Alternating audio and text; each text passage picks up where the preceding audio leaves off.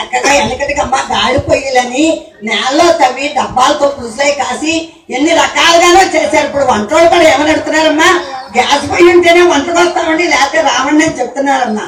ఆ వంటలు తినడానికి దీనికి ఎంత తేడమ్మా. గారెలు, బూరెలు, పాయసాన్నం, అప్పడాలు, వడాలు, అరిసెలు, సున్నుండు ఎన్ని రకాలు చేశారమ్మా స్వామికి. ఇప్పుడు అయ్యంటా సరిపోవమ్మా. పలావులు, అయ్యో గ్రీన్ డ్రెస్సులు ఇలా కన్నాలి కానీ ఎనకటి పిండి అంటే ఎంత అదృష్టం ఉంటే తినాలమ్మా. అయితే ఇంకా కూడా అదృష్టం ఉండాలమ్మా, ఒకటే కాదు. ఈలోగా ఏంటమ్మా, శ్రీనివాసుని పెళ్లి కొడుకుని చేస్తున్నారమ్మా.